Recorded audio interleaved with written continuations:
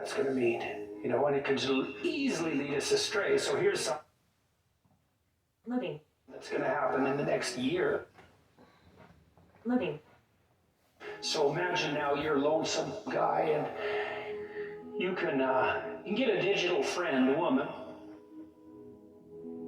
She can talk to you like ChatGPT talks to you and listen like ChatGPT listens to you, which is maybe, if you're really lonesome and alienated, more than anyone has ever listened to you in your life. And then soon she'll not only listen to you as a text interface, but she'll be a fully rendered 3D, well, let's say 2D photorealistic, fully rendered animation, indistinguishable from a genuine image of a person, image of a genuine person, right? Is you'll be able to turn your virtual girlfriend into your virtual sex partner, and who knows what that'll do, right? And then the next thing after that is you'll be able to put that into a robot. And that's just one thing that's going to happen, maybe not even the most surreal thing. Pretty soon we'll be contending with the fact that someone will be able to generate a photorealistic version of Donald Trump and have him say something absolutely reprehensible and spread it everywhere just before election night. And there'll be real confusion about whether he said it or didn't. So what do we do when our representations of reality can be falsified? The bigger the toy, the smarter you better be to use it. So that's worth thinking about, because we're coming up with some pretty damn big toys. And what my friend Jonathan Pajot said again, he said recently, I told you about him, this deep religious thinker, he's something. He said, we're going to see giants walk the earth again. And you think, well, what does that mean? Technology is moving so quickly that even those who are on top of it can't keep up. So, and I would say we better get our act together, because we could make this world quite the heavenly place, but there's a lot more pathways to hell than there are to heaven. By the time World War II hit, we were pretty damn technologically powerful. We could take out a lot of the world in a very short period of time, but that was nothing compared to what we can do now. So we're really at a crossroads.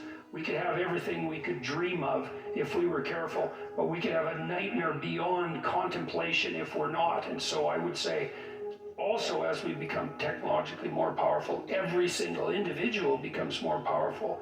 And that means the corruption of the individual starts to become more and more a world destabilizing force.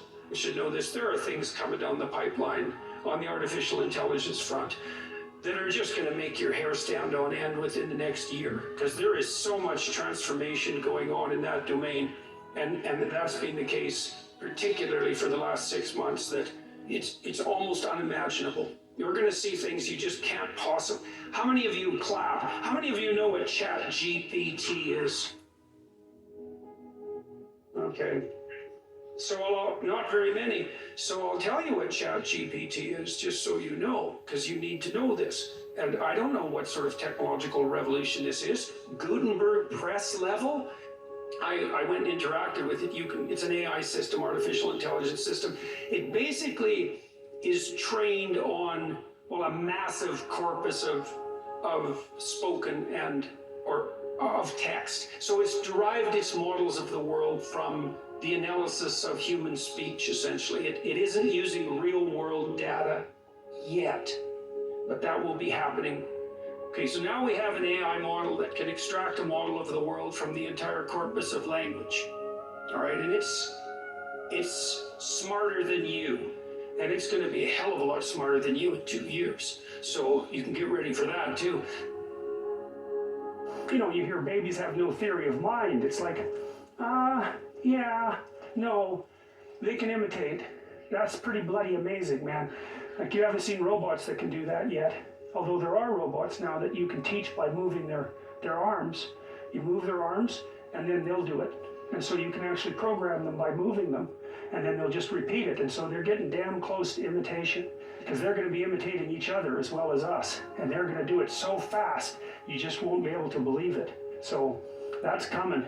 The organism adapts itself by materially constructing new forms to fit themselves into those of the universe, whereas intelligence extends this creation by constructing mental structures which can be applied to those of the environment. The guys that are building the autonomous cars, they don't think they're building autonomous cars. They know perfectly well what they're doing. They're building fleets of mutually intercommunicating autonomous robots, and each of them will be able to teach the other because their nervous system will be the same. And when there's 10 million of them, when one of them learns something, all 10 million of them will learn it at the same time. So they're not going to have to be very bright before they're very, very, very smart. Because us, we'll learn something, you have to imitate it. It's like, God, that's hard. Or I have to explain it to you, then you have to understand it, and then you have to act it out. We're not connected wirelessly with the same platform. But robots, they are. And so once those things get a little bit smart, they're not going to stop at a little bit smart for very long. They're going to be unbelievably smart.